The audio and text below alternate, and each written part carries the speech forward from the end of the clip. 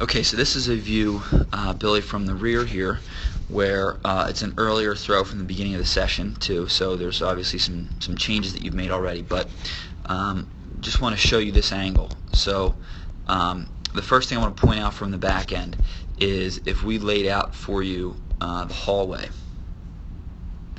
Okay, the hallway is the pathway that exists between you and your intended target, regardless of who they are or where they are. You want to pretend there's an imaginary hallway that stretches between you and that target. Your stride foot wants to land in the left half of your hallway, so you want to be over here somewhere. So if we split it down the middle, you're probably stepping even almost in the right half, slightly in the middle to the right half. The other thing you can notice is your toe is pointed in that direction. Okay, so there's a couple things there. When you land in the middle of your hallway, you're cutting off your hips from coming through on the throw, which I'll show you in a second.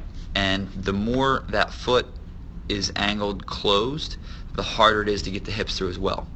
So instead, if you land that foot more in the left half of the hallway with your front toe pointed directly at your target, you have a much better, cleaner, smoother throw, which you're going to be able to utilize your power much better. So see that foot in the angle?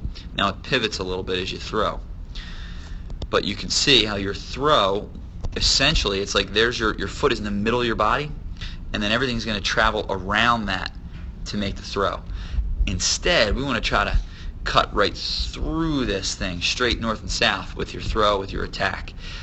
So allowing yourself to step more left and open that left foot up more on the stride into the left half of the hallway really improves your entire attack moving forward. Second thing we can see from this view is the rolling of the arms. So if I look at the football in your front hand, it's kind of doing what I describe as a roll. You're rolling them up, pushing up. Okay, and once that happens, once the front hand comes up above your face like that, it makes it really easy to open the left shoulder and rotate that left shoulder.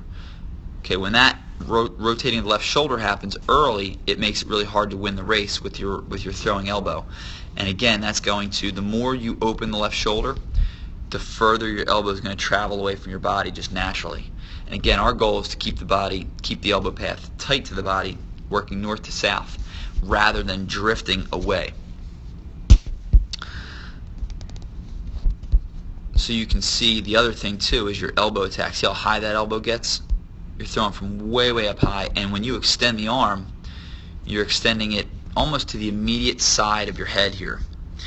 Our goal is to drive our elbow low to high, passing through pop position on the race, and we want to get our elbow as far out in front of us as possible on the throw.